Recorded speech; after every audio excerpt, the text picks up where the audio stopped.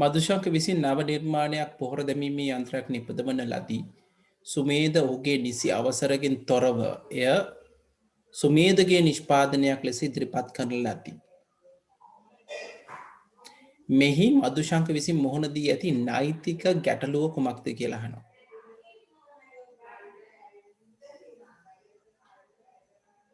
ඔහු මදුශංක අලුත් නිර්මාණයක් කරලා තියෙන පොහොරදාන යන්ත්‍රයක් හදලා තියෙනවා. සුමේද මොකද කරලා තියෙන්නේ කිසිම අවසරයකින් නැතුව එයාගේම විදිහට මේක ඉදිරිපත් කරනවා. මොකද්ද තියෙන ප්‍රශ්නේ? නීතිමය නෛතික ගැටලුව නීතිමය ප්‍රශ්නේ මොකක්ද කියලා. ඔව්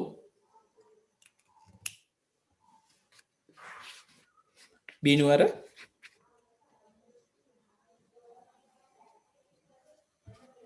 අපි කිසියම් නිර්මාණයක් කරපුවාම ඔව්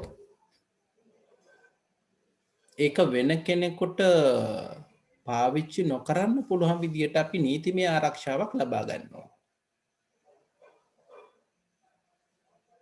ඔව් මොකක්ද ඒක අපි එහෙම කියන්නේ මොකක්ද ඒක? So what is it? Patent එක. ඔව් අපි පේටන්ට් එක ගන්න අපි නීතිමය අයිතිය ගන්න මේ නිර්මාණය කරේ අපි මමයි කියන එක අපි කියන එක.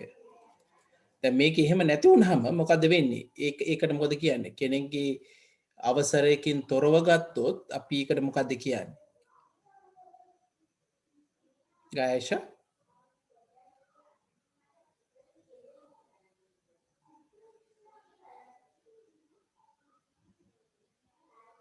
ඔව් දුල්මිනි ඔව් අපි කියනවා මේකෙදී මේ කෙනෙක්ගේ දෙයක් අපි කිසිම අවසරයකින් නැතුව පාවිච්චි කරන අපි කියන බුද්ධිමය දේපල සොරා ගැනීම කියලා.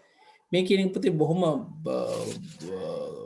පාවිච්චි කරන අපේ ලංකාවේ දැන් උදාහරණ විදිහට කෙනෙක් නිර්මාණය කරපු ගීතයක් තව කෙනෙක් අවසරයකින් තොරව පාවිච්චි කරොත් මේ බුද්ධිමය දේපල සොරා ගැනීම යටතේ නඩු පවරන්න පුළුවන්. එහෙම නඩු පවරලක් තියෙනවා. ඉතින් ඒක නිසා මතක තියාගන්න. දැන් අපි සාමාන්‍ය නිර්මාණයක් කරපුවාම මේක B කොටසේදී අහනවා නෛතික ආරක්ෂාව සඳහා හොතුට ගත හැකිව තිබූ ක්‍රියාමාර්ගය ඉස්සර බිනෝර කිව්වා වගේ පේටන්ට් බලපත්‍රයක් ලබා ගැනීම තමයි තියෙන්නේ. රයිට්. හොඳයි. ඒ එක ගැටලුවක්. තුන්වෙනි කොටස C අහනවා තොරතුරු හා sannivedana තාක්ෂණ භාවිතය ඇති විය හැකි වෙනත් නෛතික ගැටලු දෙකක්. ඔව්. බුද්ධිමය දේපල සොරා ගැනීම කියන එක කිව්වා එක ගැටලුවක්. තවත් ඒ වගේ දෙකක් කියන්නේ ඔව් දිනුක පුතා මට කියන්න බලන්න. ඔව් නෛතික ගැටලු දෙකක් නීතිමය ගැටලු දෙකක්.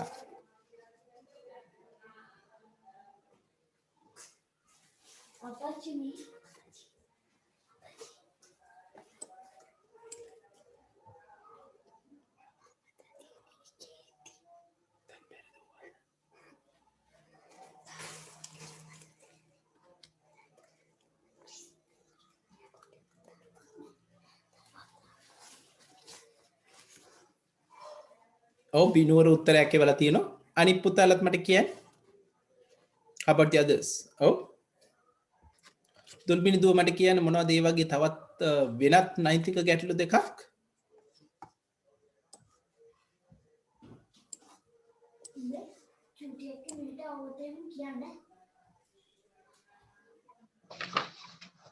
අනවසරෙන් පරිගණක පද්ධති වලට අතුරු වෙන අන්න හරි අපි කියනවා හැක් කරනවා කියලා නේ උදාහරණයකට කෙනෙක්ගේ පරිගණක පද්ධතියට එන්න පුළුවන්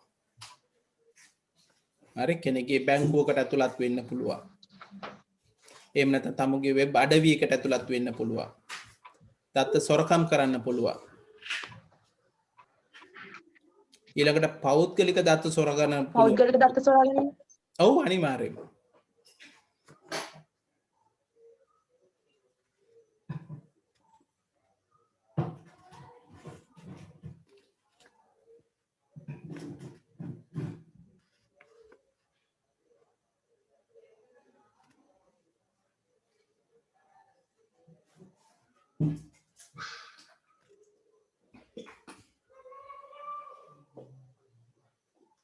දැන් සමහරලාට අපි අතින් කම්පියුටර් ලොග් වෙලා ඉන්න අපේ ඊමේල් එකට ලොග් වෙලා තියෙනවා අපිට අමතක වෙනවා ලොග් ඕෆ් වෙන්න. කෙනෙක් එක පාවිච්චි කරොත් අන්නවසරයෙන් අපේ ඊමේල් පද්ධතියට පිවිසීම වෙනවා. සමහරලාට Facebook account එකකට social media accounts වලට එනවා නේ. තමුන්ගේ පෞද්ගලික දත්ත සොරා ගන්නනවා. මෙන්න මේවා තමයි නීතිමය ගැටලු. මතක තියාගන්න පුතේ මේ හැම එකටම අපේ නීතිය යටතේ දඬුවම් ලැබිය හැකි වරදවල් විදිහට තමයි සලකන්නේ. හරි. පරිගණක ආශ්‍රිතව කියලා මේක වෙනසක් නැහැ. අපි ඒ අදාළ පරිදි ඒ නීති රාමුව තුළ වැඩ කරන්න ඕනේ. එහෙම නැති වුණොත් ඒක උසාවියෙන් දඬුවම් ලබන වරදක් විදිහට තමයි අපි සලකන්නේ. හොඳයි පුතේ. අපි දෙක කොටසට යමු. පහත දැක්වෙන තොරතුරු සංවිධාන තාක්ෂණ ඇති විය හැකි රෝගාබාධ උරහිසේ සිට අතේ ඇඟිලි දක්වා වේදනාව විශේෂයෙන් පොතේ වැරදි ඉරියව් වලින් හිටියොත් මෙන්න මේ ලෙඩ හැදෙන්න පුළුවන්. ඔව්. එතකොට උරහිසේ ඉඳන් අතේ ඇඟිලි දක්වා වේදනාව, අතේ ඇඟිලි වල හිරිවැටීම වේදනාව, ඇස් වියලීම, කඳුළු ගැලීම, බෙල්ල කැක්කුම අන්න මෙන්න මේ වගේ. මෙන්න මේ රෝග වලට ගැලපෙන රෝග ලයිස්තුවෙන් තෝරලා කියන්න කියලා කියනවා. ඔව්. එතන රෝග 4ක් දීලා තියෙනවා 3ක් තමයි පුතාලා තෝරගන්න ඕනි. ඔව් මට කියන්න පළවෙනි එකට අපි කියන්නම් මොකද්ද? දාන්න කෙනෙක් කියන්නේ පරිගණක දෘෂ්ටි සහ ලක්ෂ්‍ය. ඔව්. පළවෙනි එක දෘෂ්ටි සහ ලක්ෂ්‍ය කියන එක නෙමෙයි උරහිසේ සිට අතේ ඇඟිලි දක්වා වේදනාවට කියන නම මොකද්ද?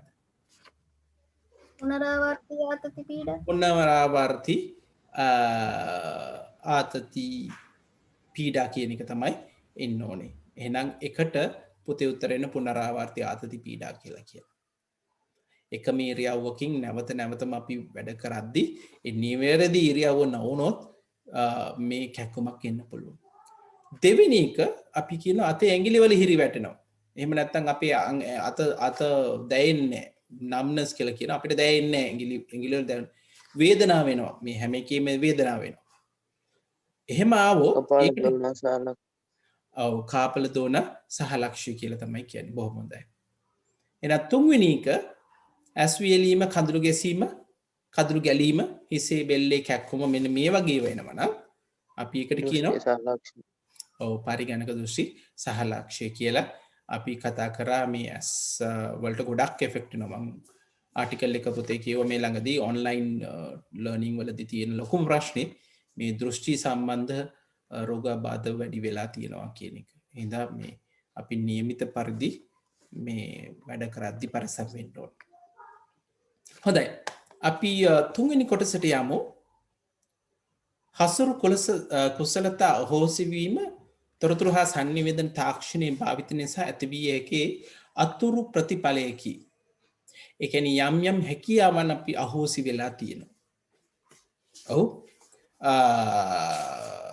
මොන වගේවද කියලා අහන හසුරු කුසලතා අහෝසි වීම තොරතුරු හා සංනිවේදන තාක්ෂණයේ භාවිත ඇතිවිය අතුරු ප්‍රතිඵලයකි. මේකට උදාහරණ දෙකක් කියන්න කියනවා.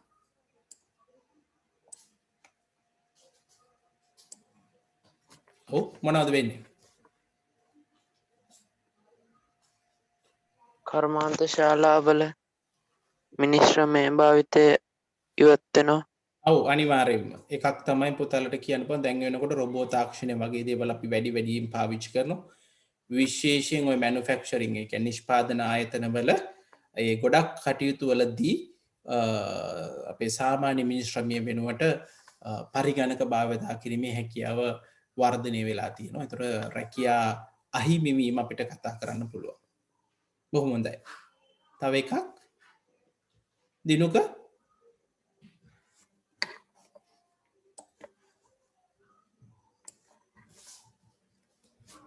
කාව්‍ය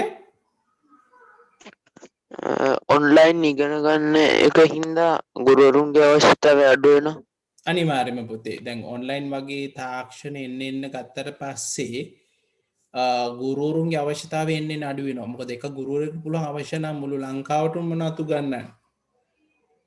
හරි එන්න මේ ගුරුවරුන්ගේ අවශ්‍යතාවය එන්න අඩු වෙන්න පුළුවන්. ඔව් ලොකු පැහැදිලිවම මේක ගුරුවරුන්ගේ අවශ්‍යතාවය අඩු වෙන්න පුළුවන්. ඒ රැකියා අහිමි වෙන්න හේතුවක් වෙනවා. කේසර තව එකක්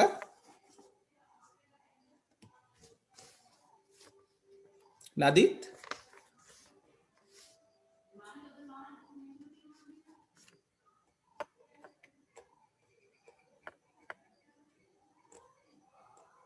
අන්තර්ජාලය නිසා පුස්තකාල අවශ්‍යතාවය නැති වෙනවා. ඔව් දැන් ඩිජිටල් ඩොකියුමන්ටේෂන් තියෙන නිසා පුතේ අපි ගොඩක් වෙලාට කියනවා දැන් ඉස්සර නම් පොතපත පරිහරණය ගොඩක් වැඩි. දැන් එන්නේ ඒවා කොහොම ඩිජිටල් වෙලා. ඒතර පොතපතත් අපි කියන ඉලෙක්ට්‍රොනික පොතපත තමයි තියෙන්නේ. ඒතර අර අපේ සාමාන්‍ය සාම්ප්‍රදායික පුස්තකාල වගේ දේවල් අත්‍යවශ්‍ය නොවෙන්න පුළුවන්. ඔව් ඒකත් ගන්න පුළුවන් උත්තරයක් විදිහට. තව නවිද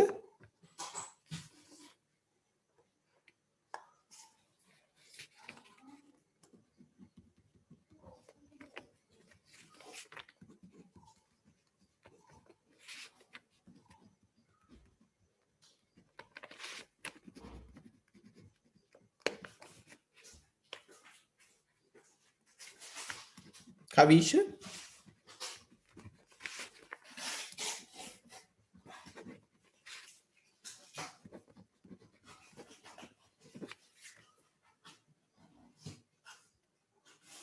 ඔව් අපි විශේෂයෙන් පුතාල දන්න ඉස්සර කාලේ අපි ඇඩ්වර්ටයිසිං වලදී මාකටිං වලදී ගොඩක් වෙලාට අතින් තමයි බෝඩ් ඇන්දේ. ඒ නිර්මාණාත්මක ගති ගොඩක් වැඩිව තිබුණ ඒ කාලේ. දැන් හැමතේම දැන් පරිගණක ආශ්‍රිතව සිද්ධ වෙන නිසා දැන් ඔය පරිගණක ග්‍රැෆික් නිර්මාණය වගේ දේවලුත් පරිගණක ආශ්‍රිත ඉන්නවා. ඒ අවශ්‍යතාවයන් අපිට අඩු වෙලා තියෙනවා. ගොඩක් වෙලාට පරිගණක ආශ්‍රිත නිර්මාණයන් තමයි ගොඩක් වෙලාට කරන්නේ. ඒ නිසා ඒ හිකියාවන් අඩු වෙගෙන යනවා. හොඳයි. අපි ඊළඟකට ගමු ඉලෙක්ට්‍රොනික අපද්‍රව්‍ය නිසිලෙස බැහැර නොකිරීම නිසා විවිධ රෝගාබාධ වලට ගොඩ වීමට සිදු වී ඇත. මෙසේ වැළඳිය හැකි රෝගාබාධ දෙකක්.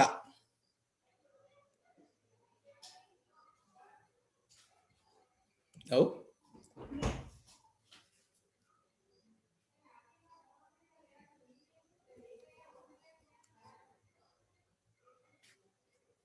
ඔව් මොනවද දෙන්න පුළුවන්? ඉලෙක්ට්‍රොනික අපද්‍රව්‍ය අපි කියලා තියෙනවා මේවා නිසි ලෙස බැහැර කරන්න ඕනේ. ඒවා අපි භාවිතය අඩු කරන්නම ඕනි කියලා කතා වුණා. අපි ඒකෙදි කතා කරා ක්‍රම තුනක්. ඉලෙක්ට්‍රොනික අපද්‍රව්‍ය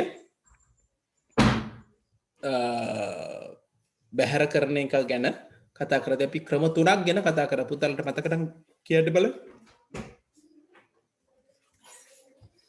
ඉලෙක්ට්‍රොනික අපද්‍රව්‍ය අපි කොහොමද මේක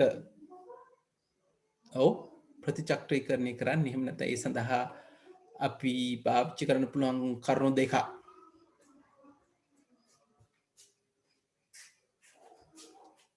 අපි කතා කරා reduce කියලා එකක් 3Rs ඔයාලට මතක නම් අවම කරන්න ඕනේ අනවශ්‍ය පරිදි ඉලෙක්ට්‍රොනික උපකරණ පාවිච්චි අපි අවම කරන්න ඕනේ අත්‍යවශ්‍ය දෙයක් ඇරෙන්න. ඊළඟට reuse කරන්න ඕනේ පාවිතයෙන් පස්සේ ඒක අවශ්‍ය නැත්නම් අවශ්‍ය කෙනෙකුට අපි ලබා දෙනවා නම් ඒක reuse වෙනවා නැවත නැවත පාවිච්චි වෙනවා. එහෙම නැත්නම් ඒ ප්‍රතිඵල විදිහට අපි ප්‍රතිචක්‍රීකරණය කරන්නත් ඕනේ. හොඳයි. එහෙම නැති වුණොත් වෙන අසනීපයි අහන්නේ සාමාන්‍යයෙන් සමේ ලෙඩ සමේ තියෙන දද්ද කුෂ්ඨ වගේ ඒවා අපි සමහරවිට කියන අසාත්මිකතා කියලා. මොකද මේවල තියෙන බොහෝ විට ආසනික් වගේ ශරීරයට අහිතකර ලවණ. ඒතර මෙන්න මේවා පරිසරයට එකතු වෙන්න පුළුවන්. ඔක්කාරය වගේ වැඩි දේ වෙන්න පුළුවන්. එතකොට පුතාලා දන්නවා වකුගඩු රෝග. ඔව්. ඒ වගේ මොළයේ සෛල හානි වෙනවා. ඔව්. ඒ වගේ රෝගබද අපිට මතක් කරන්න පුළුවන්. හොඳයි පුතේ එහෙනම් අපි කතා කරේ දෙවෙනි ප්‍රශ්නේ. right. තුන්වෙනි ප්‍රශ්නෙට යමු එහෙනම්. එකේ ඉඳන් මේ HTML document එකක් තියෙන පුතේ එකේ ඉඳන් 8 දක්වා තියෙන්නේ මෙන්න ලැයිස්තුව බලා ගන්න ඉස්සෙල්ලම මට chat එකේ මේක type කරලා එවන්න හැමෝගෙම උත්තර ඕනේ මම හැමෝගෙම උත්තර එනකන් ඉන්නවා.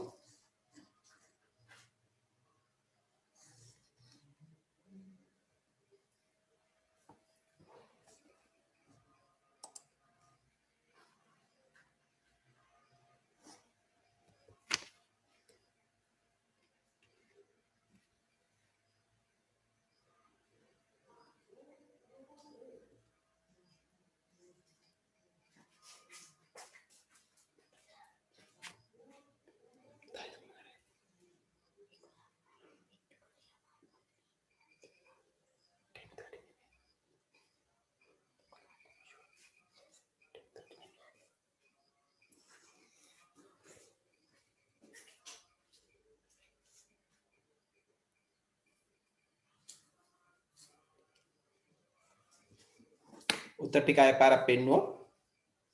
පුතාලා මේ ටික ඕන ලියා ගන්න මතක හිටින විදිහට.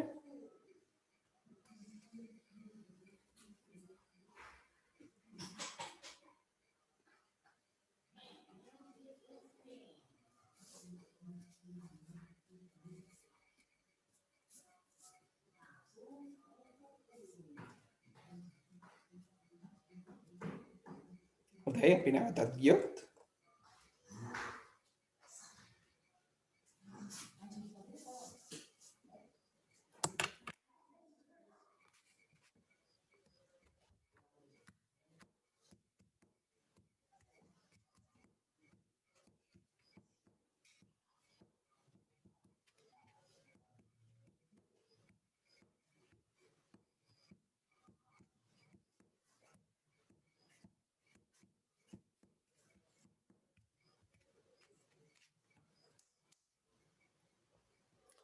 කාව්‍ය දුව උත්තරේ වල තියෙනවා.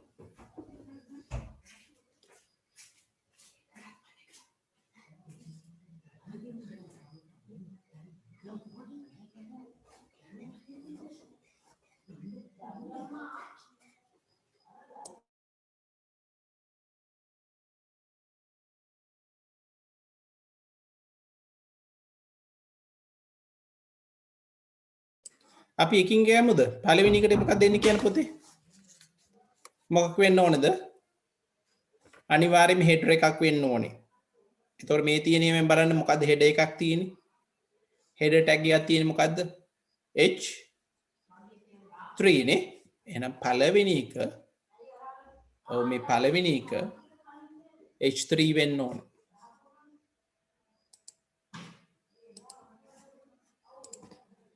මේක H3 වෙන්න ඕන. දෙවෙනි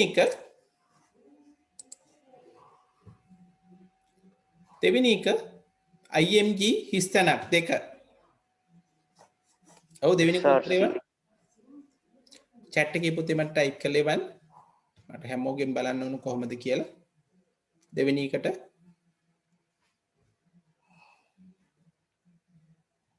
ඔව් පුතේ දෙවෙනි එකට එන්න ඕනේ SRC කියන එක source කියන එක.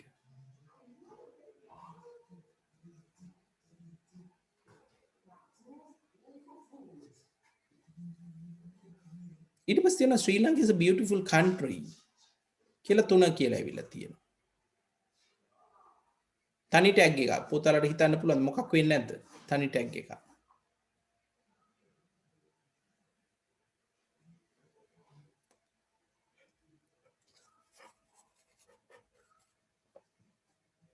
තුන්වෙනි එක ඔව් තනි ටැග් එකක් සාමාන්‍යයෙන්. පුතාලා මතක නම් ඒ පේලි ඉඳන් ඊළඟ පේලියට යන එක නේද වෙන්න ඕන. නැත්නම් මොකද වෙන්නේ ඔක්කොම එක ලයින් එකකින් කියන එක අපි කතා කරා. එහෙනම් ඔව් කට්ටිය උත්තරේ වල තියෙනවා BR තමයි එන්න ඕනේ. BR කියන්නේ ලයින් බ්‍රේක් කියන එක ඊළඟ පේලියට යන්න කියන විධානය තමයි මෙතනදී දෙන්නේ. හතරවෙනි එක බලමු. මොකද වෙලා තියෙන්නේ? ඉන්දියන් ඕෂන් අන්ඩර්ලයින් වෙලා තියෙනවා. ඔව් මොකද්ද කමාන්ඩ් එක හතරවෙනි එකට එහෙනම්? ඔව් U වෙන්න ඕනේ. මේක U කියලා වුණ හරි U කියන්නේ අන්ඩර්ලයින්.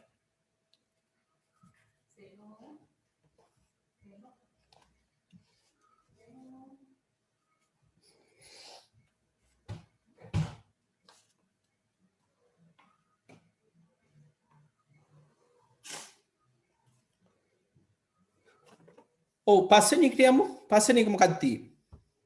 ඔව් දුල්මිනි පස්වෙනි එක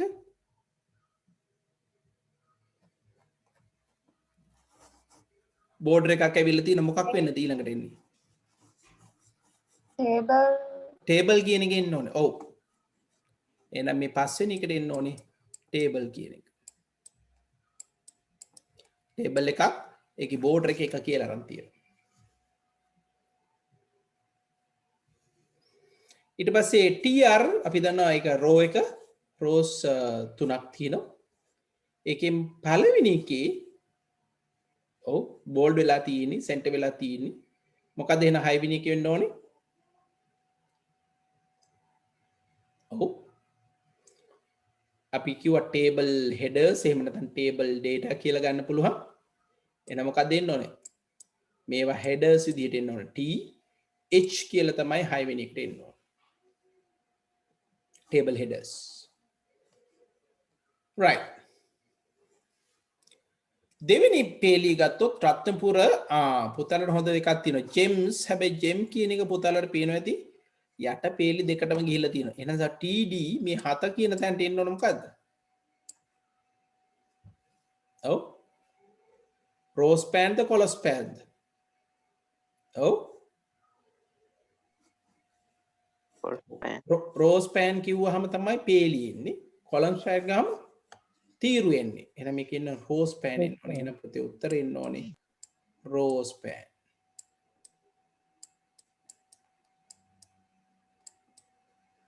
row span කියලා එන්න.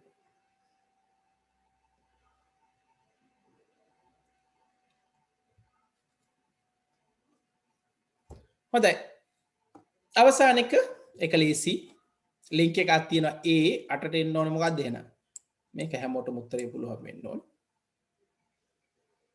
ඔව්. අනිවාර්යෙන් මේක H R E F කියලා එනවා. නෑ තරම්ම අමාරු ප්‍රශ්නයක් නෙමෙයි. පුතාලා ඔක්කොටම මේකට හරි උත්තරේ ගන්න තිබුණා කියන එකයි මගේ අදහස. හොඳයි. එහෙනම් දෙක කොටසට යමු.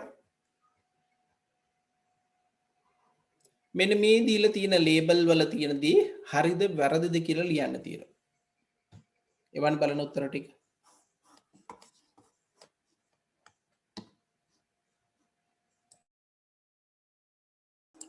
මට උත්තරේ වල තියෙන දිනුක, කාව්‍ය, කවීෂ කෝ අනික අය උත්තරේ වල නෑනේ. හංසමාලා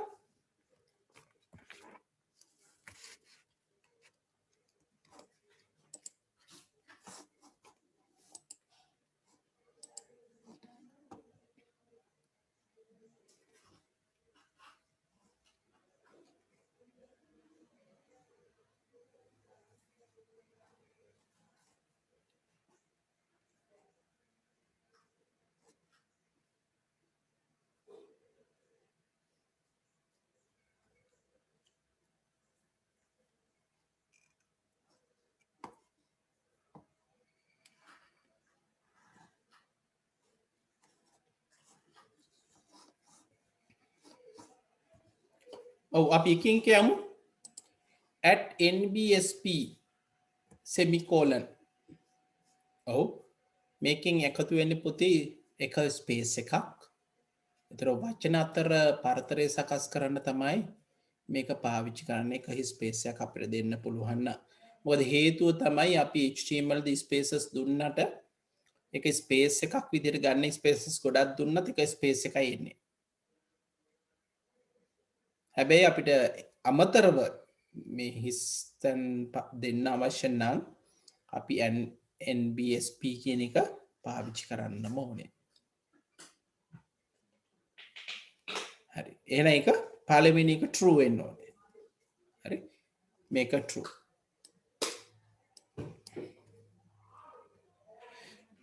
දෙක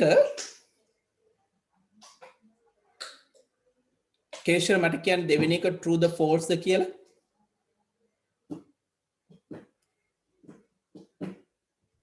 false. ඔව්. ලයිස්තු වර්ග තුනක් කතා කරා. මොනවද ලයිස්තු වර්ග තුන?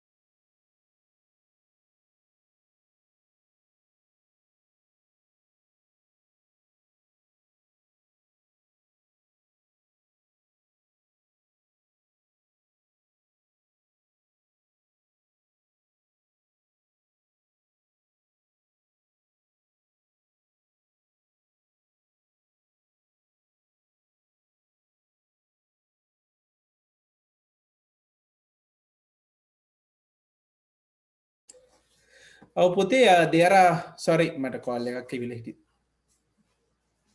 There are three lists අපි කතා කරා list වර්ග තුනයි.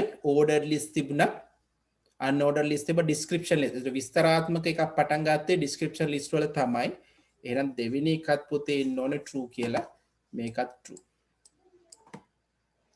තුන්වෙනි එක composer යනු විවෘත කේත වෙබ් සංස්කාරක සඳහා උදාහරණයක කියලා තියෙනවා. මේක මට මතක නැහැ පුතේ අච්චු පුතේ තිබුණාද කියන එක. composer කියන එක මම වෙබ්සයිට් එකට ගිහිල්ලා පෙන්නුවොත්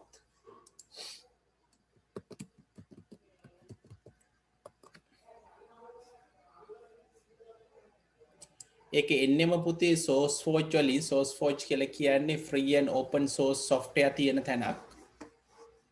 මම sharing එක change කරන්න. මේ තියෙන composer කියන එක. What you see is what you get. HTML editor that uses Mozilla Composer code base. Mozilla Firefox වලට අදාළව තමයි පුතේ මේක නිර්මාණය වෙලා තියෙන්නේ. මේක නොමිලේ තමයි ලැබෙන්නේ. ඒ උත්තරේ හරි.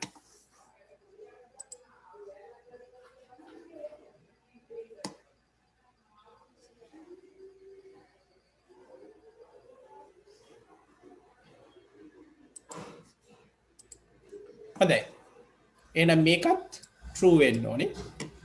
පරිශීලකයා යනු වෙබ් අඩවි ආශ්‍රිත භූමිකාවට අයත් නොවන එක කිව්වා. එහෙම නෑ, මේක false වෙන්න ඕනේ. පුතලගේ උත්තර ගොඩක් අය ඒවල තියෙන උත්තර හරි පුතේ. තුන්වෙනි එක අපි දැනගෙන හිටියේ නැති නිසා ගොඩක් අය දාලා තිබුණා false කියලා. එහෙම නැත්නම් ඒක true වෙන්න ඕනේ. ඒක පොඩි note එකක් දාගන්න.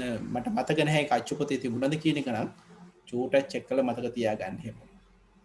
හොඳයි පුතේ අපි හතරවෙනි ප්‍රශ්නට යමු. Excel වලින් එන ප්‍රශ්නයක් අපි ඉක්මනට ඉවර කරමු බලන්න.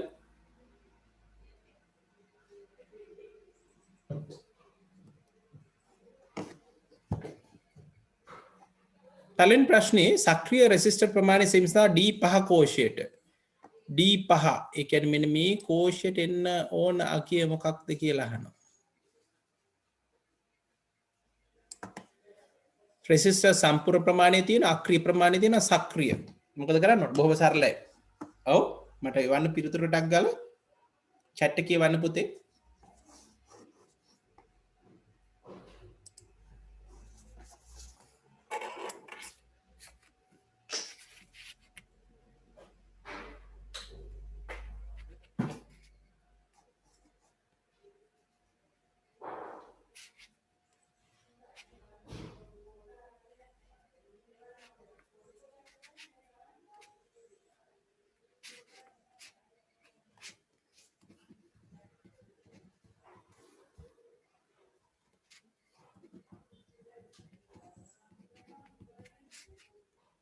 පුතේ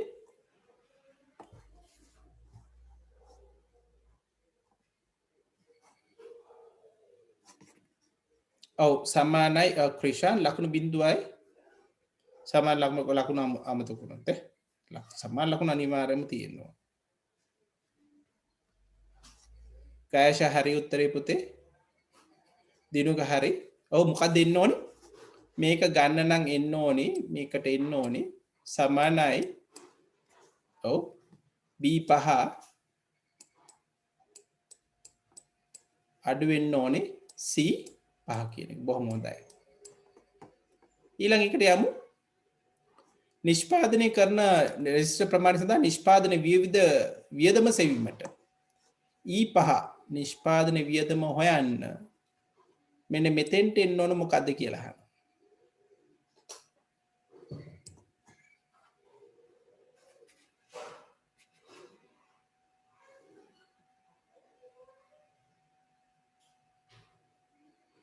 හරි.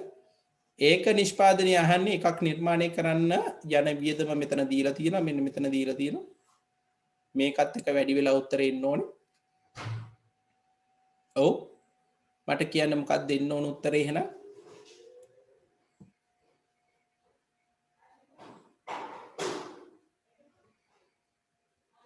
නිෂ්පාදන වියදම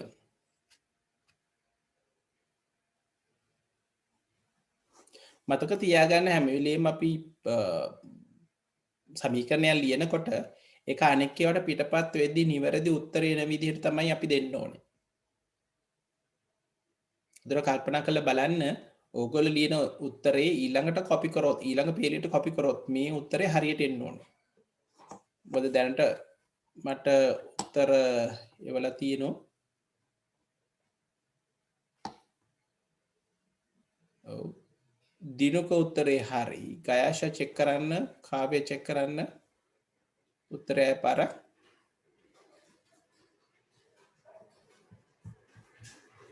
මතක තියාගන්න අපි පිටපත් කරද්දී ඊළඟ පේලියට හරි උත්තරේ එන්න ඕන. ගයාෂා තා පාර චෙක් කරන්න. නිෂ්පාදන වියදම එකම ගාන තියෙන්නේ. හරි. එතකොට නිෂ්පාදන වියදම අහන්නේ. නිෂ්පාදනය කරපු උපාංග ප්‍රමාණය අපිට ගන්න පුළුවන් B5න්. එකක වියදම අපිට එනවා F2කින්. ඔව් එහෙනම් මොකක්ද දෙන්න ඕන?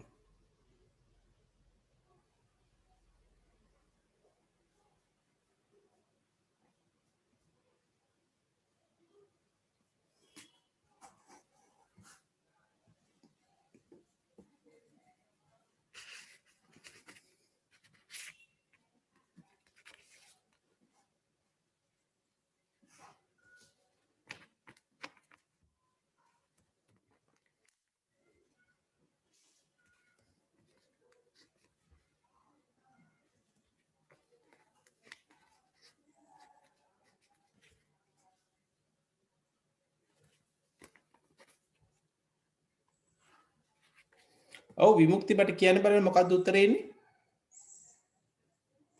ඔව් මේකට එන්න ඕන එක මොකක්ද එන්න ඕන? සමානයි B5 මෙතන ගොඩ වෙන්න ඕනේ කීයද? ඔව් F2.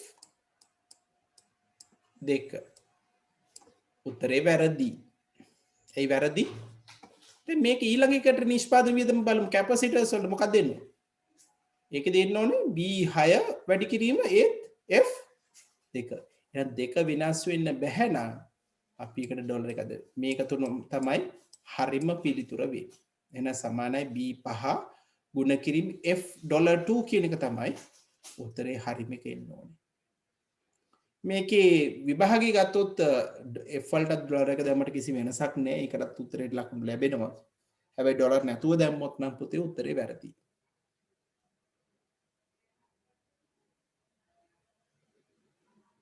හරි. මට හරි උත්තරය යපු අය ඉන්නේ ක්‍රිෂාන්.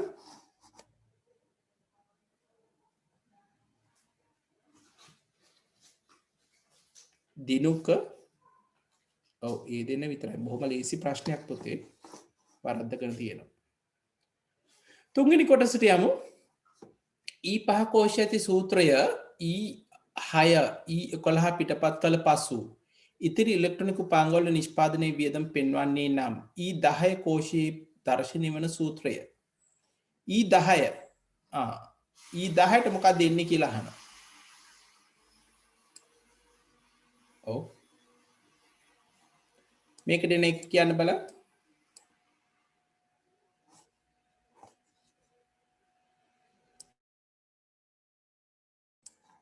ඔව් පුතේ මේකේ උත්තරේ එහෙනම් එකලෙස් එකක් B10 අපි ගුණ කරන්න ඕනේ F$2 වලින්. ඊළඟ එකට යමු. සක්‍රිය නිෂ්පාදන වැඩිම අගය මුළු නිෂ්පාදන ප්‍රතිශතයක් ලෙස එකවර ගණනය කිරීමට. සක්‍රිය නිෂ්පාදන වල වැඩිම අගය මුළු නිෂ්පාදන ප්‍රමාණයෙන් ගණන. ඔව් කොතනද සක්‍රිය නිෂ්පාදන ප්‍රමාණය තියෙනවා? මේකේ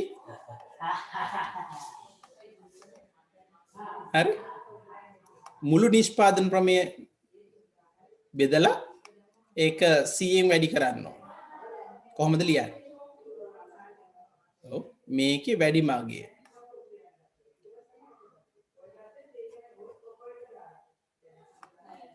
සක්‍රීය නිෂ්පාදන වැඩිම අගය. මේකේ තියෙන වැඩිම අගය මේ මුළු ගාණයෙන් බෙදලා 100% විදිහට දක්වන්න ඕනේ.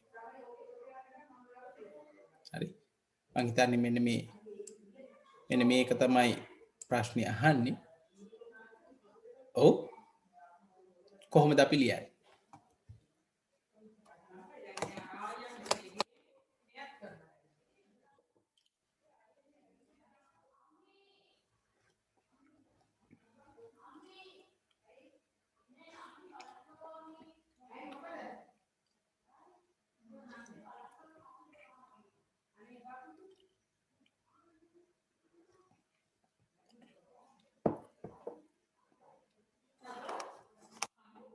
පාරක් ගත්තොත් සක්‍රීය නිෂ්පාදනවල වැඩිම අගය.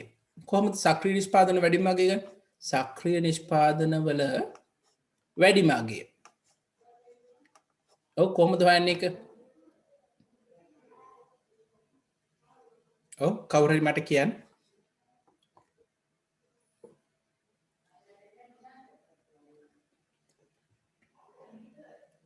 ඔව් ක්‍රිෂාන් මැක්ස් කියලා අරගෙන කොහොමද ගන්නේ? මැක්ස් මොකද්ද?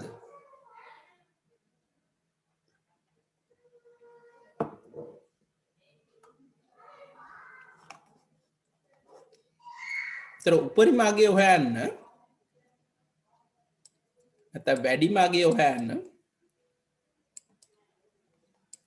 අපි එන්න ඕනේ මැක්ස් කීයද කීයද? ඔව් D පහේ ඉඳන් ඔව් දිනුක කියනවා වගේ ක්‍රිෂාන් කියනවා වගේ D ඔව් ගයාෂා D කීය වෙනකද? D පහේද? 11 නේද? 13ක් ඉන්නේ. ගයාෂා චෙක් කරන්න උත්තරේ. අද මේ වැඩිම අගය. මේ වැඩිම අගය බෙදන්න කියනවා මුළු නිෂ්පාදන ප්‍රමාණය. එතන මුළු නිෂ්පාදන කිව්වහම මේ ටික මේ ඔක්කොගේම එකතුව.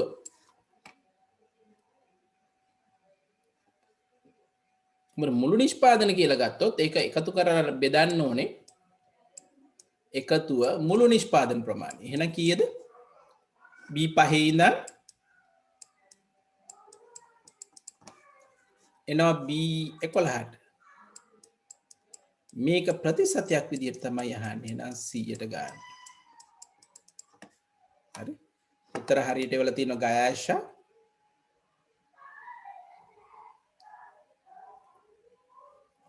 ඔව් කාව්‍ය එක කොටසක් එවලා තියෙනවා. එච්චරම අමාරු නෑ පොතේ හරියටම පරිවර්තනය කරගන්න තියෙන්නේ.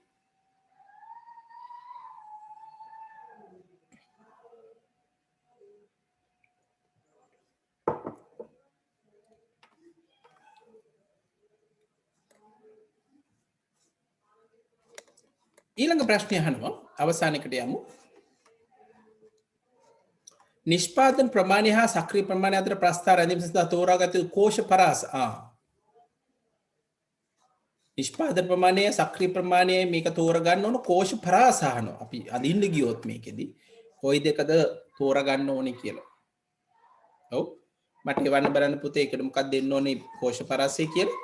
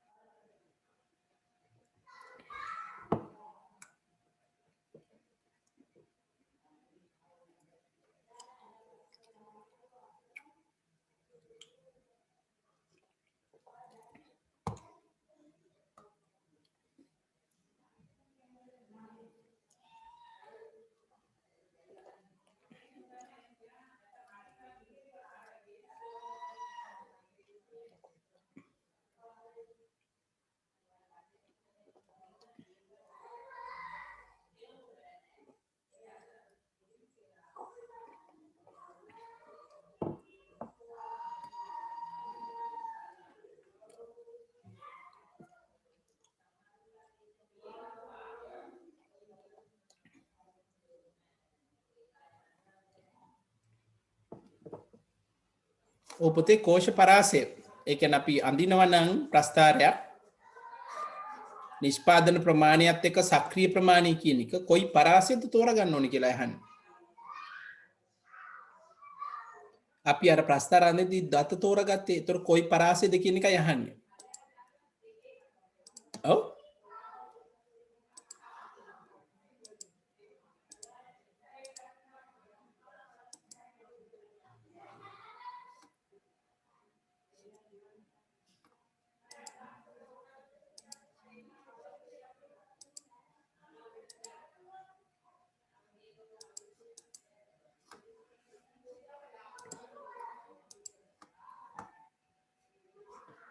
ඔව්.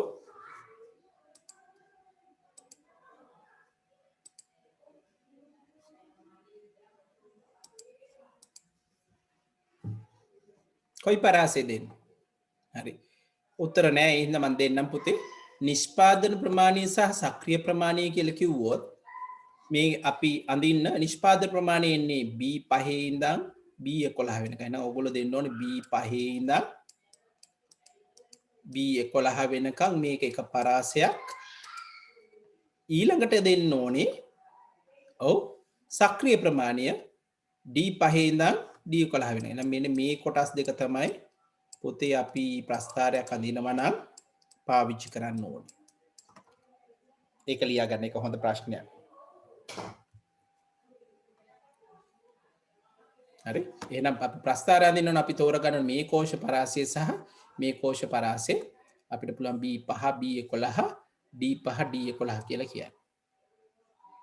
හොඳයි මම හිතන්නේ අන්තිම එක තමයි චුට්ටක් ඔයාලට පැටළුනේ. අනික ඒව නම් ලොකු ප්‍රශ්නයක් නැහැ කියලා මට හිතෙනවා. හොඳයි ඊළඟ ප්‍රශ්නට යමු. එහෙනම් අපි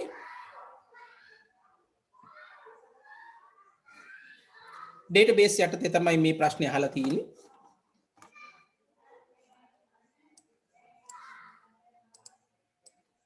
ඩේටාබේස් ප්‍රශ්න තමයි මේ අහලා තියෙන්නේ.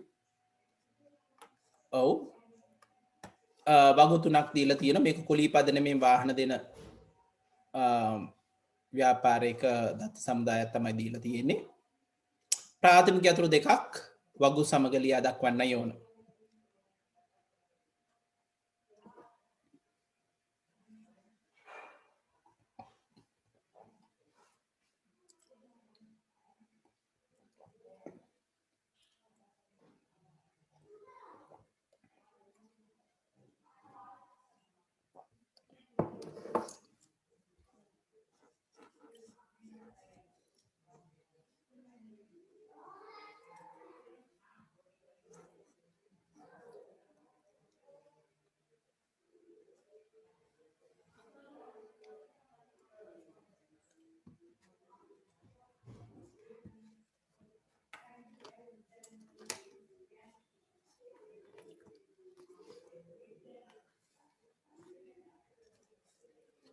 ඔව් මට මුලින්ම කියන්න පාරිභෝගික වගුව දත්ත වගුව සඳහා වඩාත්ම සුදුසු.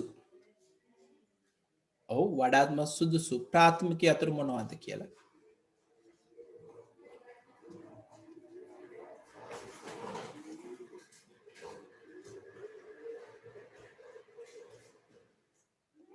ඔව් ගායෂා මට උත්තරය වල තියෙනවා. ක්‍රිෂානේ වල තියෙනවා.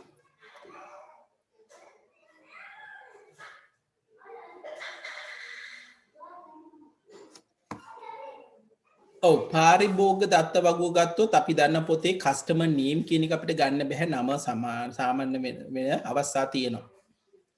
රෙජිස්ට්‍රේෂන් ඩේට් එකත් සමාන විය හැකි අවස්ථා තියෙනවා. එහෙනම් අනන්‍ය වෙන්න පුළුවන් මෙන්න මේ රෙජිස්ටර් නම්බර් කියන එක විතරයි. එහෙනම් පාරිභෝග දත්ත වගුව කියලා දෙන්න.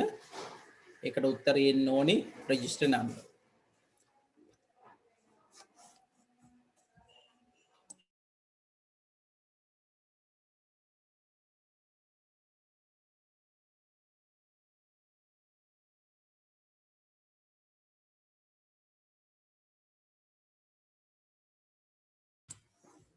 ඔව් වාහන වගුව ගත්තොත් එහෙනම් වාහන වගුවේත් අපි දන්නවා vehicle name කියන එක සමාන වෙන්න පුළුවන්. හැබැයි vehicle number කියන එක ගන්නවා. එහෙනම් මේ දෙවෙනි වගුව ගත්තොත් ඔයාලට කියන්න පුළුවන් වාහන වගුවේ ප්‍රාථමික යතුරු වෙන්නේ vehicle number කියන එක.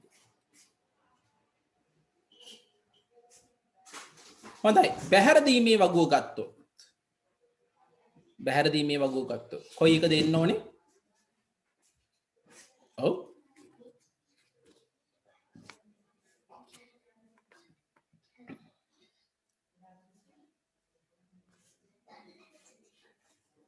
ඔව්. අපිට අඩ්ඩුම තරමේ මේ දෙකම පාවිච්චි කරන්න වෙනවා. එහෙනම් රෙජිස්ටර් නම්බර් විතරක් ගන්නත් බෑ, vehicle number විතරක් ගන්නත් බෑ. එහෙනම් මේ දෙකමවත් අඩ්ඩු තරමේ අපිට ගන්න වෙනවා. මතක තියාගන්න.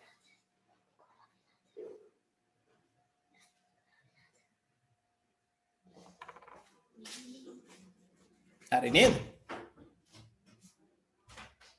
අඩ්ඩුම තරමේ දෙක වෙන්න ඕනේ. අපි දිනෙත් ගත්තොත් එකම දිනේ වාහන කිහිපයක් කරයි යනවා කියලා හිතුවොත් අපිට ඇත්තටම මේ තුනම ගන්න වෙන අවස්ථා තියෙනවා. හරි? අවශ්‍ය නම් මේ තුනමත් අපිට ගන්න පුළුවන්. ඒ කියන්නේ එකව දවසටත් අදාළ වෙනවා කියලා හිතනවා නම් මේ තුනම ගන්න සිද්ධ වෙනවා.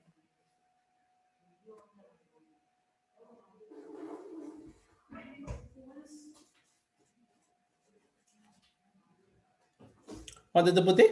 රයිට්. එහෙනම් මේ තුනම එන්න ඕනේ.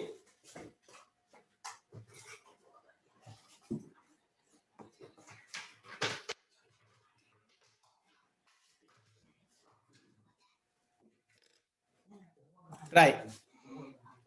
දෙවෙනි කොටසට යමු.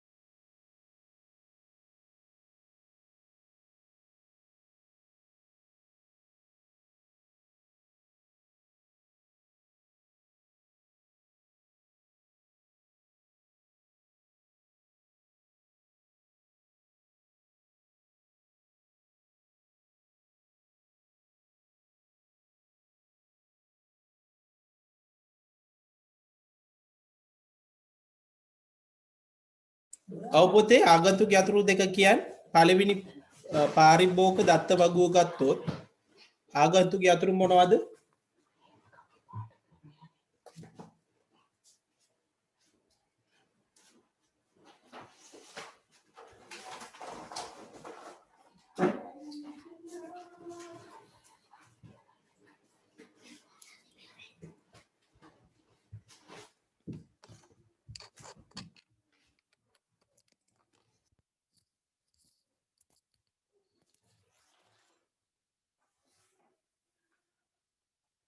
ඔව්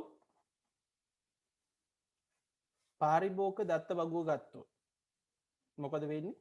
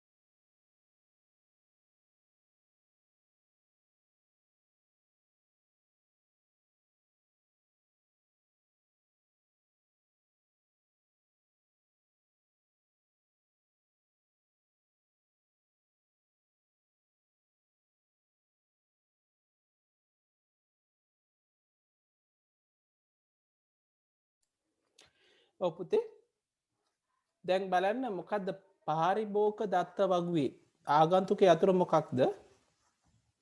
ගායෂ මට කියන්න ආගන්තුක යතුරු මොකක්ද?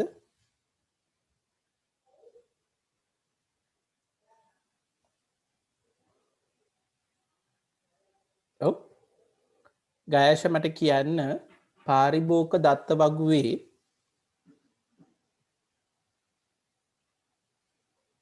ගයසට මා වැහෙනවද?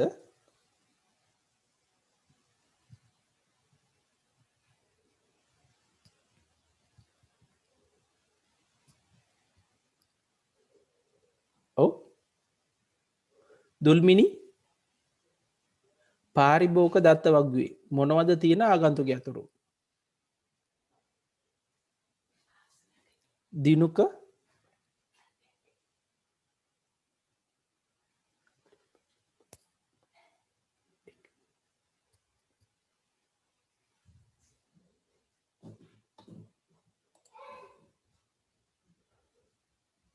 කවිෂ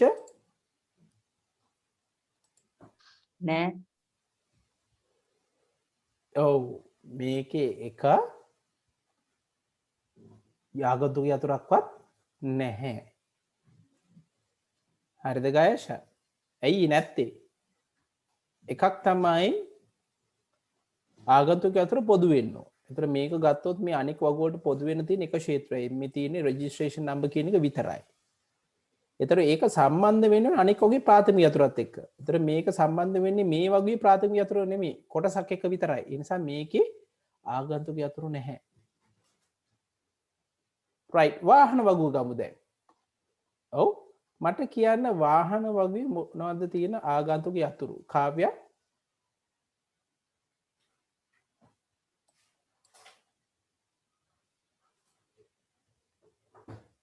කේශර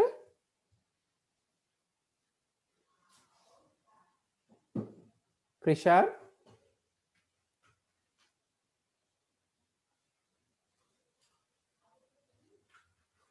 විමුක්ති නෑ වාහන වගුවෙත් බොහොම හොඳයි ආගන්තුක යතුරු නැහැ. එකම පොදු වෙන්නේ මේ වෙහිකල් නම්බර් කියන එක විතරයි. ඒක සම්බන්ධ වෙන්නේ අනේ වගුවේ ප්‍රාථමික යතුරත් එක්ක නෙමෙයි. එහෙනම් දෙවෙනි වගුවේ ආගන්තුක යතුරු නැහැ.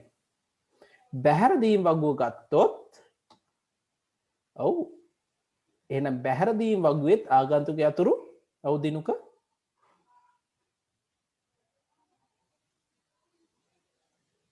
ඔව් බැහැර දීමේ වගුවේ මොනවද තියෙන ආගන්තුක යතුරු දිනුක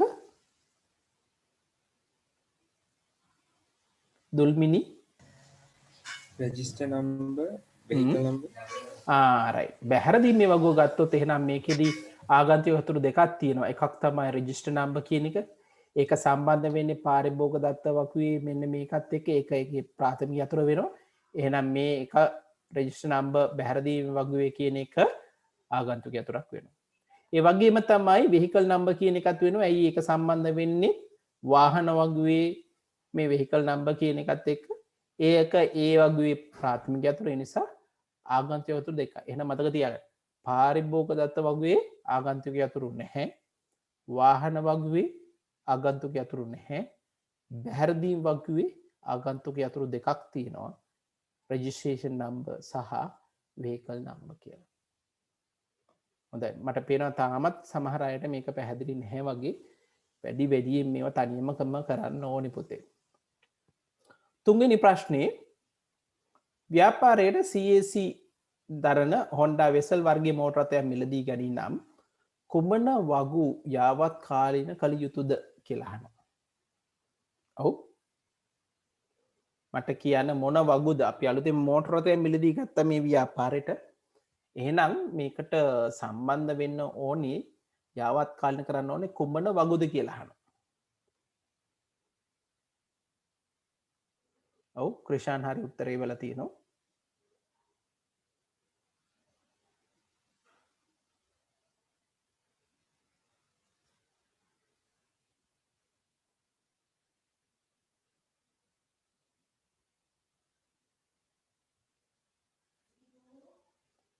දිනුක උත්තරේ හරියට එවල තියෙනවා. විමුක්ති අයපාරක් උත්තරේ පොඩ්ඩක් චෙක් කරලා බලන්න.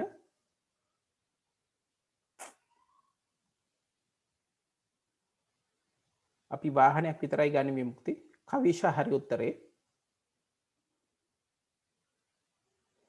ගායෂා හරි උත්තරේ.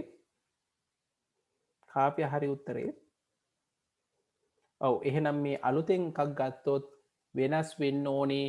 ඔව් වාහන වගුව. එන මෙතෙන්ට එන වාහන වගුව කියලා. ඒකේ යාවත් කාලෙ කළ යුතු පේලි. අන්න කොහොමද පේලි එන්න ඕනි කියලා අහනවා. ඔව්. වාහන වගේ මොනවද තියෙන්නේ? vehicle name තියෙනවා, number තියෙනවා.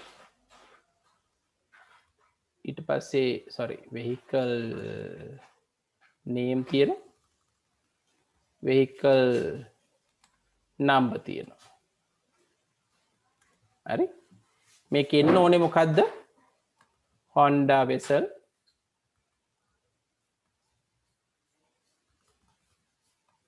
මේකේ vehicle number එක දීලා තිනවා CAC 76යි 77 කියලා.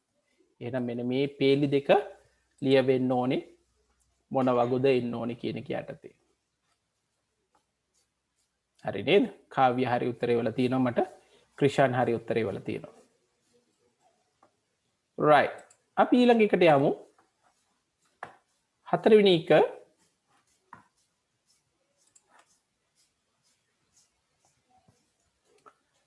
register number 1001 දරණ නිමල් විසින් 2018 7/12 දින CAC දරණ වාහනේ කුලියට ගනිනා කුමන වගු යාවත් කාලනේ කළ යුතුද කියලා අහනවා.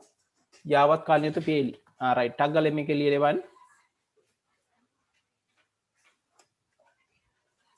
වාහනයක් කුලියට ගන්නවා නම් කොයි වගුද වෙනස් වෙන්න ඕනි කියලා අහනවා.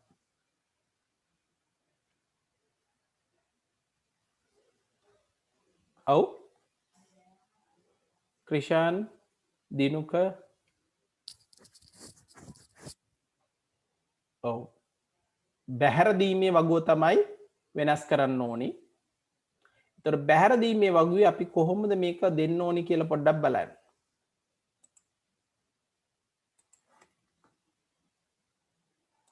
බැහැර දීමේ වගුව අපි දන්නා ඒකේ රෙජිස්ටර් නම්බර් කියන එක ඕනේ. vehicle number කියන එක ඕනේ. borrowed date.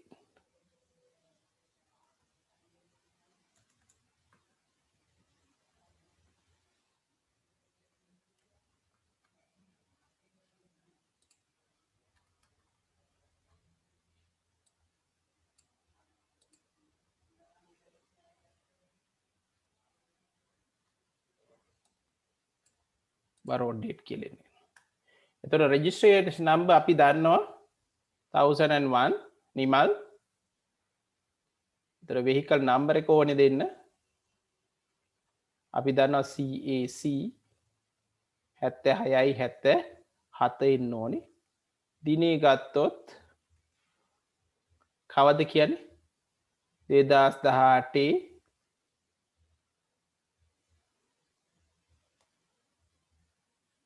ඔව් 7/12 මෙන්න මේ විදිහට කොයි වගුව දෙන්න ඕනි කියලා කියන්න පුළුවන්.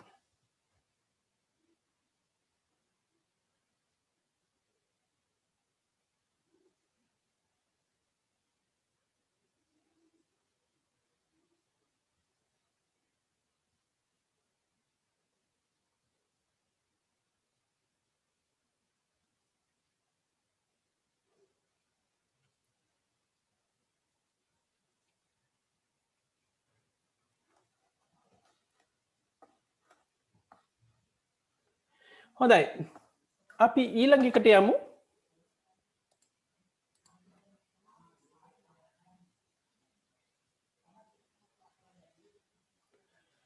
දෙදස් දහට 7/9 දින කුලී මතන පදාගත් පාරිභෝගිකයන්ගේ නම් ලයිස්තුව ලබා ගැනීමට විමසුමක් ක්‍රියාත්මක කළ යුතු සම්බන්ධ කළ යුතු වගු මොනවද කියලා අහනවා. කොරේ එකක් අපිට අවශ්‍ය තොරතුරු ආපහු ලබා ගන්න ඕන නම් මොන වගුද සම්බන්ධ කරන්න ඕනි කියලා අහනවා. පාරිභෝගිකයන්ගේ නම් ලයිස්තුව. ඔව් වග 3ම එකතු කරන්න ඕනද? නෑ 3ම එකතු කරන්න ඕනේ නෑ. ඔව් මොකක්ද දෙන්න ඕනේ? බැහැරදීමේ වගුවයි ඔව් පාරිභෝග දත්ත වගුවයි විතරයි. හංසමල්ල හරියට උත්තරේ වල තියෙනවා.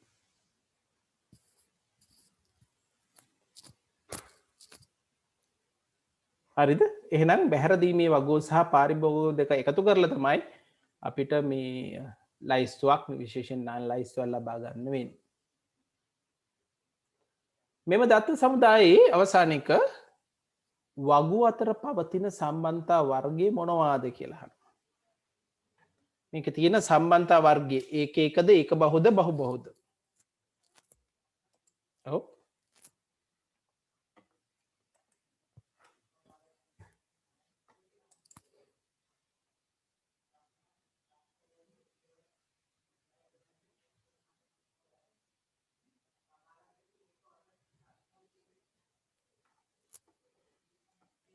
ඔව් කොහොමද අපි ඒක බලන්නේ? එක පැත්තකින් එක රෙකෝඩ්ඩයක් එක සම්බන්ධ වෙන අනික් ඒවා මොනවද කියලා බලන්න. හරි? එක රෙකෝඩ්ඩයක්.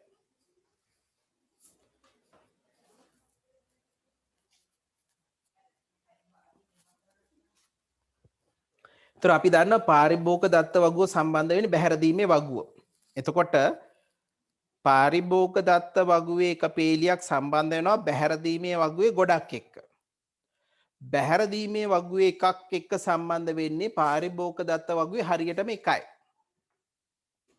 ඒ වගේම තමයි වාහන වගුවයි බැහැරදීමේ වගුවයි ගත්තොත් වාහන වගුවට අදාළ වෙහිකල් නම්බර් එකට අදාළ බැහැරදීම වගුවේ ඒවා ගොඩයි. බැහැරදීමේ වගුවේ එකක් ගත්තොත් ඒක සම්බන්ධ වෙන්නේ වාහන වගුවේ හරියටම එකක් සමග පමණයි. එහෙනම් මේකේ තියෙන සියලු සම්බන්ධතා අපිට කියන්න පුළුවන් ඒක බහු සම්බන්ධතා කියලා. ඒක තමයි ප්‍රශ්නේ අහන්නේ.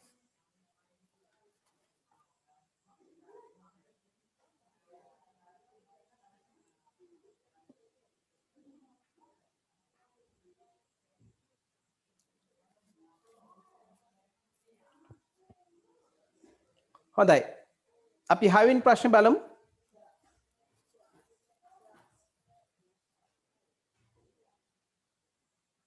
උත්තර ටික මට chat එකේ කියවන්න පුතේ.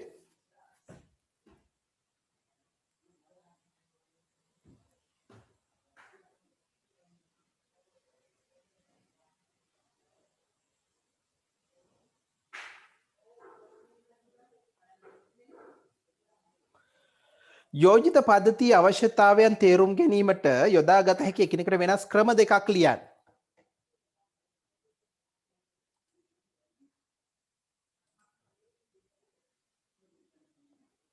ඔව්. අවශ්‍යතාවයන් තෝරගන්න කියන එක අපි කතා කරා විවිධ දේවල් පාවිච්චි කරන්න පුළුවන් කියලා. හසමාලා කියලා තියෙනවා සම්මුඛ සාකච්ඡා වාර්තා ලිපිගොනු හරි. තව කෙනෙක් කියනවා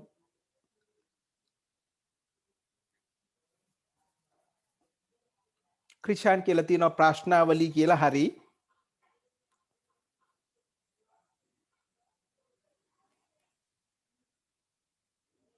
නිරීක්ෂණය හරි.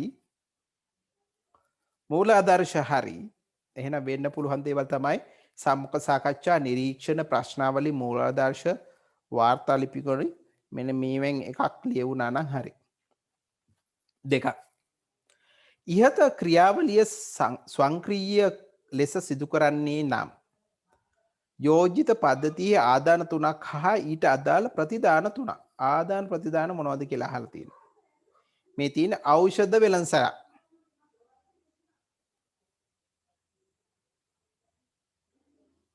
ඔව් ආදාන මොනව වෙන්නද?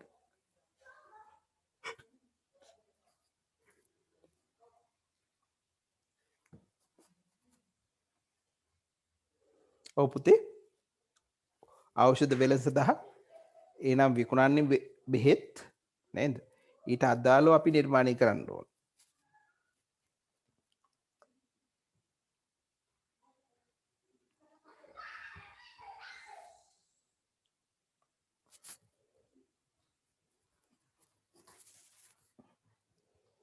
ඔව් මොනවද ඖෂධ නම් විකුණන්නේ?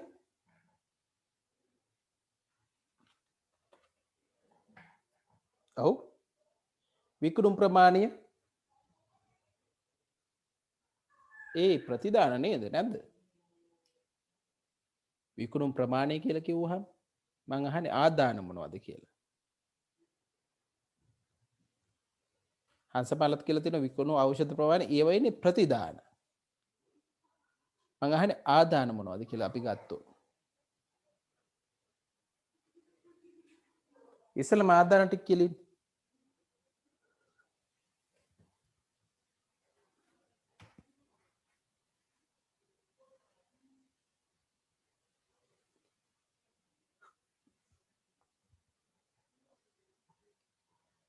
ඔව් ක්‍රිෂාන් කියන වගේ ඖෂධ තමයි එක ඉන්පුට් එකක්. ඔව් ඖෂධය එහෙම නැත්නම් ඖෂධ නාමය කියන එක ඉන්පුට් එකක්. ඊළඟට මේ ඖෂධ නිෂ්පාදනය කරලා තියෙන දිනේ කල්ලිකුත් වෙන දිනේ කොච්චර බෙහෙත් ප්‍රමාණයක් තියෙනවද? මෙන්න මේව තමයි අපි ආදාන විදියට ගන්න ඕනේ. ප්‍රතිදානය ගන්නේ ඔව් එදිනෙදා සිද්ධ වෙන්න මුළු විකුණුම් ප්‍රමාණය දෛනික නිකුත් කිරීම වෙන මෙන්න මේවා අපිට ප්‍රතිදාන විදිහට පාවිච්චි කරන්න පුළුවන්.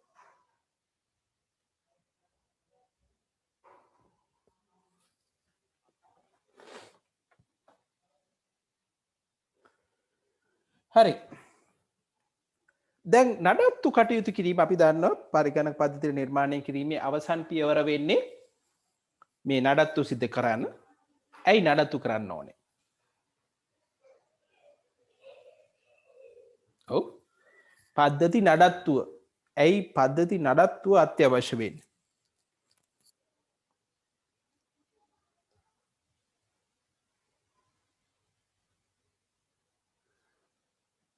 ඔව් විමුක්ති කියන්න මට. ඇයි නඩත්තු කරන්න ඕනේ?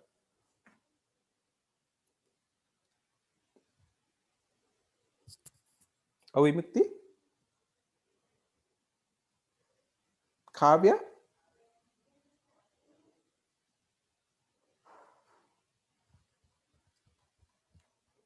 හංසබාලා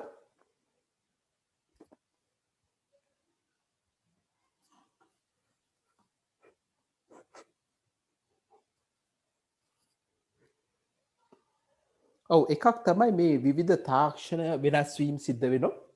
ඒතකොට නව අවශ්‍යතා ඇති වෙනවා. එහෙනම් අලුතින් අපි අඳුරගත් අවශ්‍යතා අපි එකතු කරන්න ඕනේ.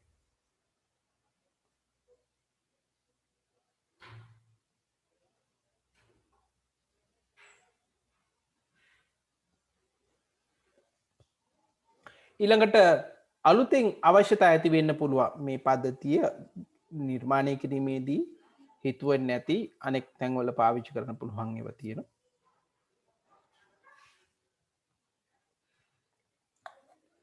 ඊළඟට ගැටලු තියෙන්න පුළුවන්. එහෙම නැත්නම් නව තාක්ෂණයෙන් අපිට මේ පද්ධතියේ කාර්යක්ෂමතාවය ඉහළ නංවා ගන්න පුළුවන්. මෙන්න මේ වගේ කරුණු දෙකක් ලිව්වනම් හරියි. D මෙම පද්ධතිය ස්වංක්‍රීය කිරීම සඳහා පද්ධති සංවර්ධනය යෝජනා කළ ලද දියකෙළි ආකෘතියයි. මෙම තෝරා ගැනීම එක් වාසියක් සහ අවාසියක්.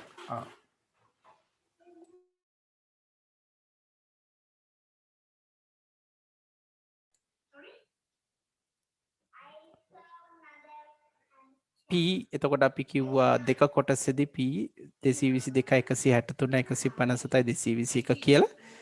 Q කියන එකට වෙබ් අතිරික්සු R වෙබ් සේවා දායකය. S වෙබ් අතිරික්සුවේ මොකද්ද පෙන්වන්නේ කියලා අහනවා. එතෙන්ට ඕනේ HTML පිටුව කියන එක එන්න ඕනේ.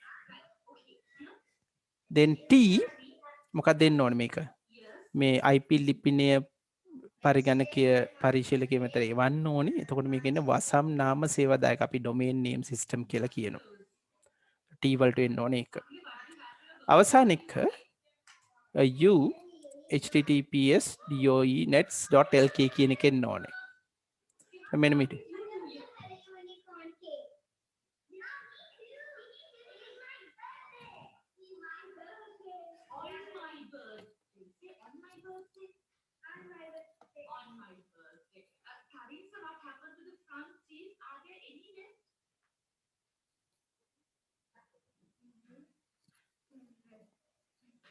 හරි පුතේ මට අනුපිළිවෙල කියන්නේ හංසමල මට අනුපිළිවෙල බල තියෙනවා.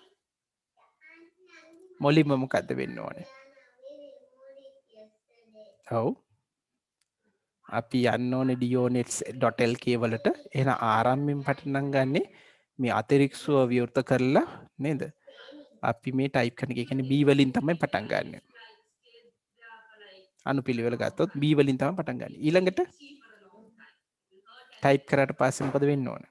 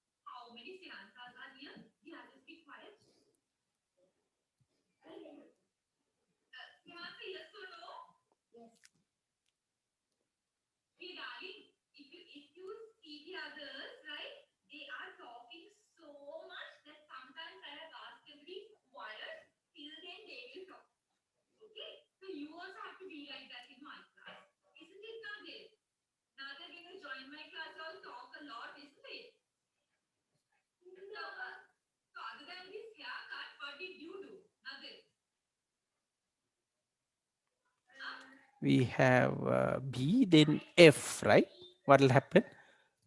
අපි IP ලිපිනේ ගන්න ඕනේ. එහෙනම් අපි එකට යන්න ඕනේ. ඔව්.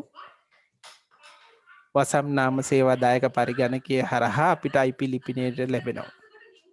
එතකොට B ඊට පස්සේ F වෙන්න ඕනේ. හරි? ඊට පස්සේ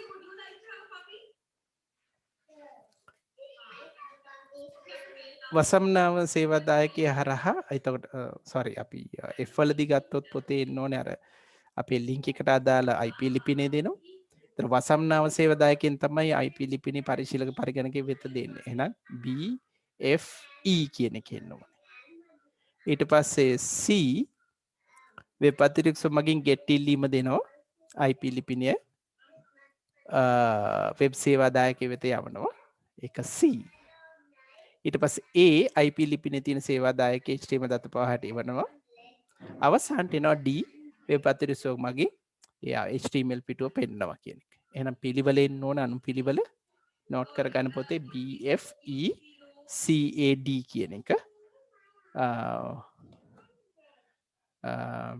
හරි උත්තරේ වල තිබ්බා BFECAD කියලා. right හොඳයි පුතේ එහෙනම් අපි අවසාන ප්‍රශ්නෙට යමු.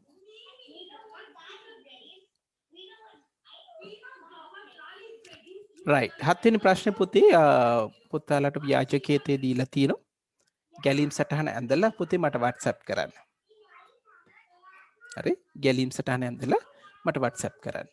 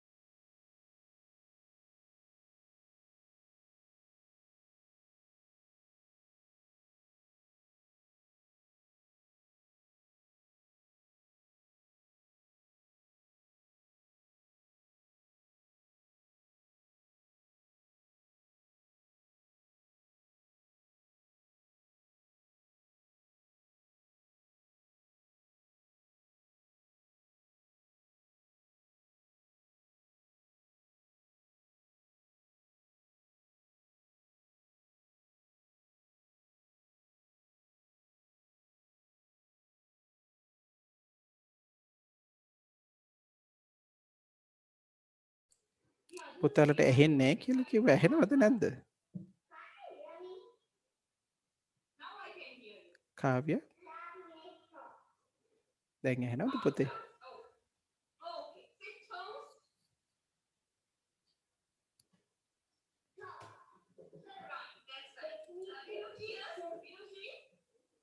When my father cooks, I eat like 2 plates of rice. Really? Yes. Then I think I also should come to your place. Maybe I can be a little fatter than this. Right? Okay, Ricardo? He can make fried rice. Fried rice. Okay, Haruki, you raised your hand. You raised your hand. Yes. Wait, darling. I'll call one by one. My father doesn't make any food.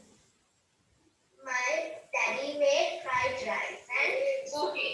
Now then your father is a little lazy and he doesn't make any food. Or we let him come. My father please stay wherever you are. Don't come to the kitchen. You make another mess, so don't come.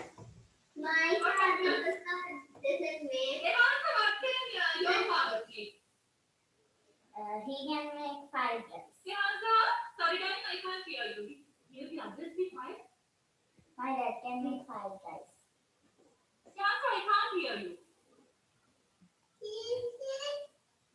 Dino, please wait.